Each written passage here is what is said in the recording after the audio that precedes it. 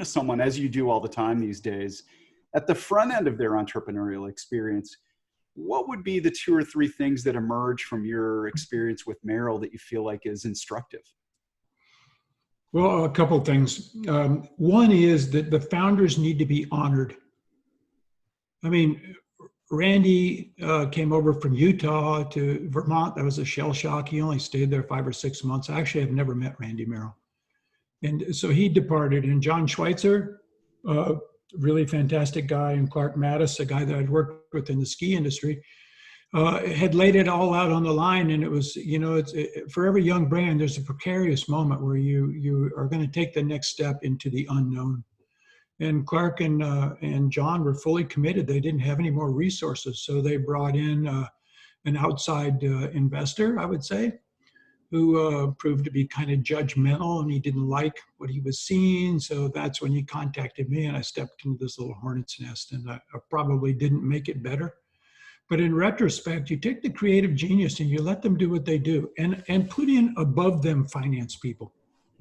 So that the soul of the brand remains. And I tell this to VC people now, you want to buy this brand because these guys created this amazing thing. And then the first thing you do is you handcuff them and throw them out, or tell them that, a bunch of stipulations that basically quash creativity.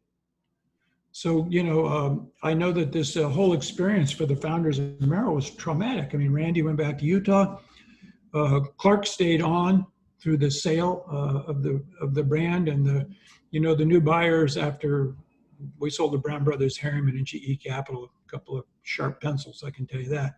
And they buffed up the balance sheet, which I would say, in all honesty, I didn't ever know about. Never thought about a balance sheet. We're just trying to, constantly increase sales and somehow pay for the inventory and so on, all those challenges. But when they passed it on, the new buyer wanted everybody to move to Grand Rapids, Michigan. Well, no offense, but that's not on my Mecca list. So, it dispersed everybody. So what I learned is that we didn't have the financial acumen to succeed to begin with, and that we were on this growth path that was very destructive for the founders because we couldn't keep up with it. And we were naive. So our solution to this was to create more products and sell more.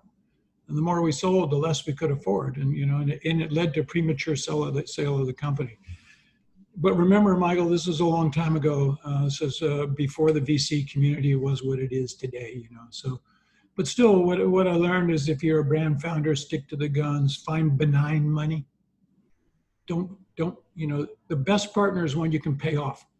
Like, it's better to borrow the money than to give up your equity, in my still current opinion. Because if you take a loan, you can pay it back and they're gone. If you take an inappropriate partner, you're going to have them for life. And sooner or later, if they're the money person, they're going to wonder how come they haven't tripled their money yet. And you're going to be talking branding, and they're going to be talking getting my money back. That's the war of the worlds, right? So.